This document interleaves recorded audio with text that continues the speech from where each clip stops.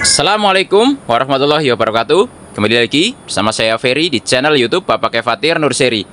Pada kesempatan kali ini saya mau bahas tentang hal-hal yang bisa membuat pohon anggur ini stuck atau berhenti tumbuh, terutama buat pohon-pohon yang baru ditanam ya, atau awal-awal bibit ditanam biasanya sering sekali terjadi stuck atau berhenti tumbuh. Jadi yang pertama teman-teman ya, jika teman-teman ingin pohon anggurnya ini pertumbuhannya bagus ya, dan tidak terjadi stuck atau berhenti tumbuh pucuknya, yang paling utama teman-teman harus perhatikan adalah media tanamnya dulu ya. Kita harus perhatikan dulu media tanamnya apakah sudah misalnya cocok atau pas untuk pohon anggur atau tidak. Jadi kalau saran saya media tanamnya diperbaiki dulu. Kalau saya ini ya, kalau saya kan tanam di lantai 2, kemudian menggunakan planter bag dan pot. Kalau saya biasanya menggunakan media tanam yang sangat poros, di mana sekam bakarnya ada 3 bagian, kemudian tanahnya bisa setengah, bisa 1 bagian, pupuk kandangnya juga 1 bagian. Nah ini catatannya ada di pupuk kandangnya. Kalau pupuk kandangnya ini sudah terfermentasi atau sudah jadi, maka sudah bisa langsung dipakai. Tapi kalau misalnya pupuk kandangnya itu masih baru ya, misalnya dari kandang kambing atau apa, itu jangan langsung dipakai, tapi harus difermentasi dulu minimal 1-2 bulan, itu baru bisa digunakan. Apalagi kalau menggunakan sekam mentah, itu juga perlu dilakukan yang namanya fermentasi, sama seperti tadi kue kambing yang baru ya.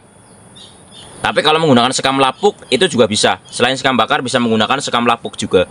Nah itu ya, kalau semua media sudah terfermentasi, terutama pupuknya juga menggunakan pupuk kandang yang telah terfermentasi, biasanya beli jadi juga ada, itu bisa langsung digunakan. Dan minimal juga kita taruh dulu di wadahnya dulu, baru nanti setelah 1 minggu baru bisa ditanami. Nah itu ya, faktor utamanya itu. Yang kedua adalah biasanya penyebab utamanya ini pohon anggur stuck atau berhenti tumbuh, ini biasanya karena faktor telat penyiraman. Jadi teman-teman harus jangan sampai bibit-bibit yang baru ditanam ini telat penyiraman ya. Jadi penyiramannya harus rutin teman-teman ya, apalagi media tanam yang poros ya. Ya ditanam di mana aja sama aja. Kalau pohon ini ibaratnya telat penyiraman, pasti potensi berhenti tumbuhnya atau macet pertumbuhannya ya, ini akan terjadi. Jadi jangan sampai telat nyiram. Itu ya, itu adalah faktor yang kedua. Jadi setelah media tanamnya bagus, penyiramannya juga jangan sampai telat. Yang ketiga adalah pohon ini harus terhindar dari hama dan jamur teman-teman ya.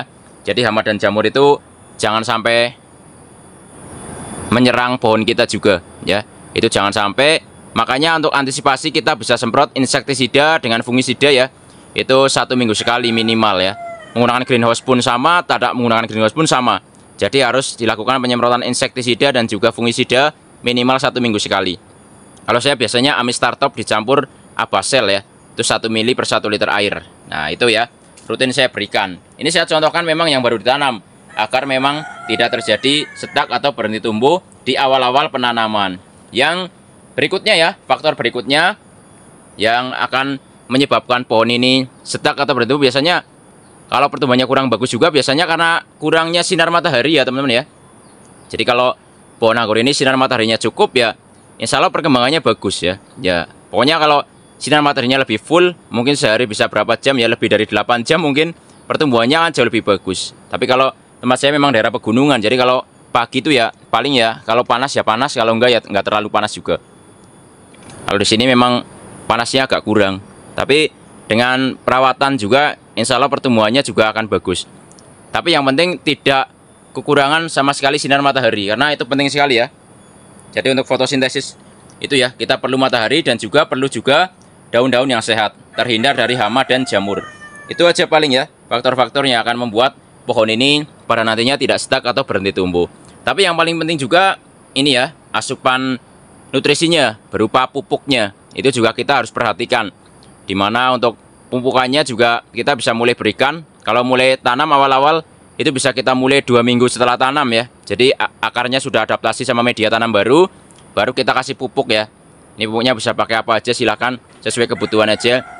Pakai AB Mix bisa, pakai NPK campur magnesium sulfat bisa ya. Ya pokoknya semua pupuk lah. Yang penting tujuannya sama, yaitu untuk kepenuhan unsur haranya bisa tercukupi. Jadi kalau di masa pertumbuhan itu kita fokuskan agar nitrogennya agak lebih tinggi ya, itu juga bisa. Kemudian kalau untuk membuahkan nanti baru kita dominan ke fosfat, dan juga kalium. Dari hal-hal berikut ya, itu adalah hal yang saya rasa paling penting dan harus dipenuhi di awal-awal penanaman. Jadi nanti tidak terjadi stuck atau berhenti tumbuh. Nah, kalau misalnya teman-teman ya sudah tanam kemudian telat nyiram ya, atau mungkin ya, biasanya itu faktor yang terjadi itu karena telat nyiram. Kalau enggak, biasanya pucuknya itu kena hama trip ya, atau keriting daun ya. Itu mudah teman-teman. Apabila memang sudah telat ya, 1. Telat nyiram, kemudian 2. Telat penanganan hama, terutama hama trip atau mungkin jamurnya udah terlalu parah, saran saya dipotong aja nggak apa-apa. Nanti setelah dipotong, ya misalnya dipotong di sini ya, ini misalnya kena hama atau apapun nggak apa-apa, dipotong aja. Nanti akan tumbuh baru lagi jauh lebih subur. Jadi bisa melanjutkan dari tunas air ini, atau bisa juga dari bootnya. Itu sama aja. Itu adalah salah satu cara untuk mengatasi pohon anggur yang stuck, terutama pohon anggur yang telat penyiraman. Jadi saya rasa dengan dipotong pucuknya kemudian disiram medianya, ini biasanya akan cepat sekali tumbuhnya. Bahkan tumbuhnya jauh lebih cepat. Jadi begitu teman-teman ya. Jadi sebenarnya tanam anggur itu mudah teman-teman ya. Jadi teman-teman itu mau tanam di model apa aja bisa. Para pot atau apa aja bisa. Nah, ini contoh nih, buat yang lahannya sempit juga di sini teman-teman ya. Saya tunjukkan, saya juga tanam di planter bag ya. Planter bag 75 juga bisa berbuah teman-teman. Ini ya, ini yang di planter bag 75 contohnya bisa berbuah banyak juga. Ini ada 22 dompol ya. Walaupun dompolnya nggak terlalu gede-gede banget, tapi ini bisa teman-teman jadikan referensi untuk menanam anggur. Jadi ditanam model apa aja bisa. Mau dibuat para dibuat ralis atau dibuat tabulam pot, tabulam bag kayak gini pun sama aja ya. Jadi tidak ada alasan untuk tidak menanam anggur ya teman-teman ya. Ini contoh adalah hasil pembuahan daripada anggur Basanti yang saya lakukan beberapa waktu yang lalu nih. Mantap banget bunganya ya. Dan ini udah mulai matang Jupiternya, ada sisa-sisa Jupiter juga. Ya ini teman-teman ya. Jadi buat teman-teman nih ada kabar baik juga. Sekarang saya baru buka toko di Shopee. Jadi teman-teman bisa mengunjungi kalau misalnya butuh bibit anggur Ghostfi. Hanya baru Ghostfi yang saya taruh di ini ya, etalase Shopee-nya. Jadi teman-teman bisa cek di sana.